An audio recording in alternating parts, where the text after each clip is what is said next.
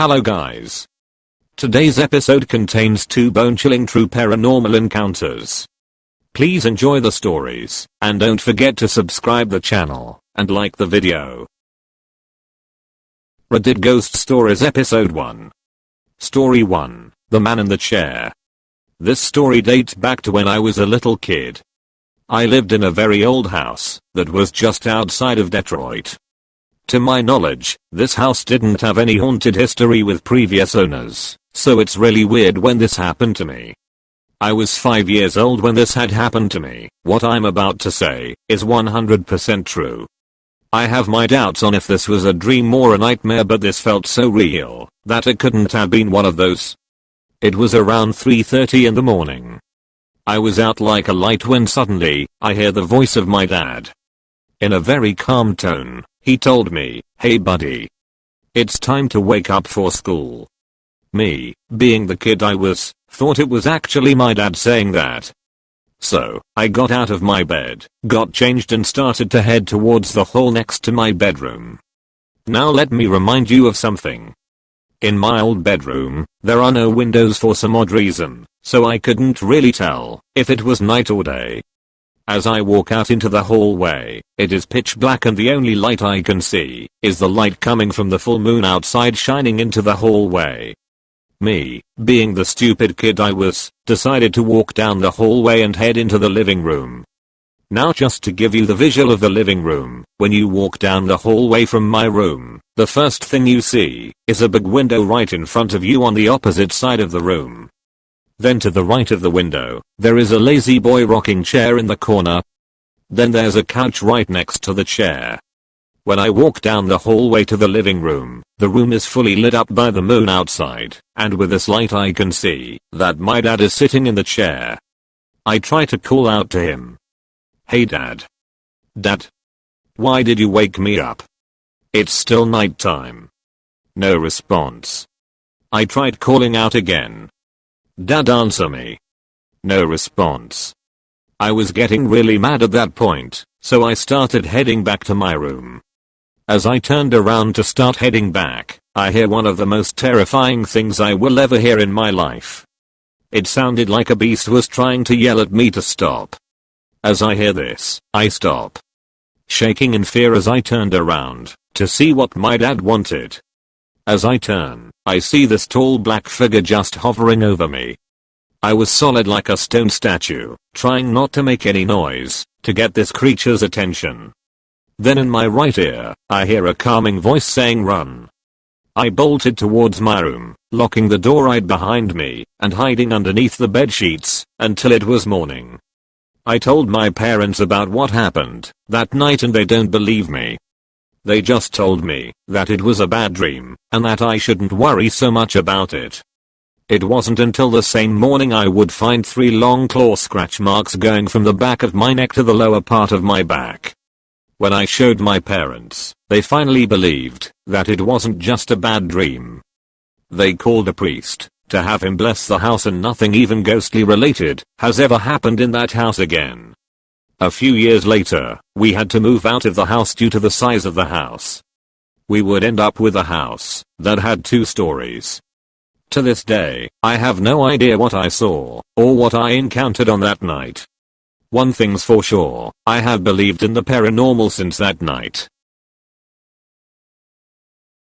Story 2. I knew my house was haunted when I was a kid. I didn't find out my parents knew it too until I was an adult. I apologize because this is pretty long, but it's something I have almost never told anyone, partly because it's weird, and partly because my husband hates it when I talk about it. On my 5th birthday my family moved into a new construction home in California that had sat empty and unsold by the builder for a year after it was completed.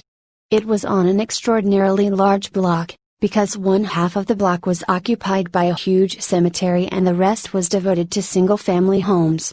I often felt like someone was watching me in my home, which made me uneasy, but as I never really had any concrete experiences except when I was around 7 years old. One night I woke up suddenly in the middle of the night to a figure standing in the doorway of my bedroom. It was the wavering translucent figure of a woman, in a full-length dress with long straight hair, Both arms were down as though she was just holding on to the sides of her skirts. Her features were blurry and indistinct, but she was definitely looking straight at me. Half awake, I said, "Mom?" Then I blinked and it was gone. My mother often wore long nightgowns, although her hair was short, but I got out of bed and went to my parents' room to see why my mom was wandering around the house in the dark, and found her fast asleep next to my dad. That scared me, so I hightailed it back to my bed and pulled the covers over my head till I fell asleep. Another time not too long after I woke to a glowing spot on the floor of my bedroom, about a foot across. It was glowing brightly yellow-green. At first I thought it was a pool of moonlight coming through the curtainless window, but when I got out of bed and held my hand over it there was no moonlight on the back of my hand. I hesitantly touched the spot and it felt slippery to my fingertips, like shampoo. When I pulled my hand back my fingertips still felt wet and slippery, but they weren't glowing like that spot was. Again I went straight to my parents' room and attempted to get my mom to come and see. I managed to wake her up, and I told her that there was shampoo spilled on the carpet in my room. Sleepy, she asked me to repeat myself, and when I did she just said angrily, "What are you talking about? Go back to bed," and rolled over and went back to sleep. I went back to my room, edging past the glowing spot and again slept huddled under the covers. When I woke up in the morning I immediately got down and felt all around where the spot had been, but there was nothing there, just regular dry shag carpeting. Ah, the 70s. Those were the only two things that happened to me, and I lived in that house until I went away to college, but I often felt like I was not alone. I never told a single soul what I had seen. Fast forward several of years, my parents had moved out of that house although they still owned it and were in the process of trying to sell it, and I was newly married and visiting my parents with my husband.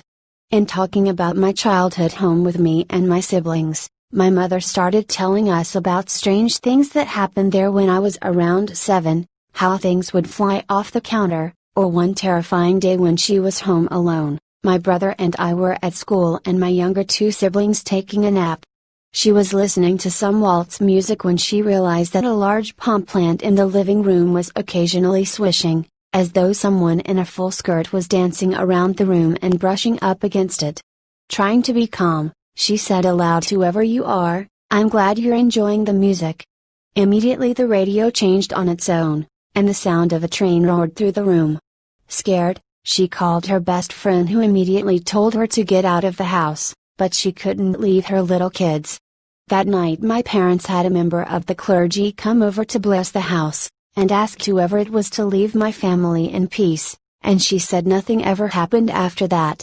She said she never told us because she didn't want to scare us, and when I laughed and told her I had seen the ghost as a child she was speechless. I told her all about it and described the lady's full skirts. When she asked why I had never told her about it I told her frankly that I didn't think she would listen to me or believe me, since that's kind of how she rolled as a parent. I had no idea that things were happening to her too. I never did tell her about the glowing puddle of whatever that was. I knew she had to go back there and spend some nights in the house while trying to sell it, and I didn't want to scare her more, since she was so freaked out about the ghost I saw, even though it had been many years. None of my siblings had anything happen to them, but my younger siblings are quite a bit younger. I was a little barefoot California blondie with waist-length hair.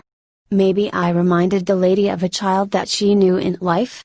I guess I will never know.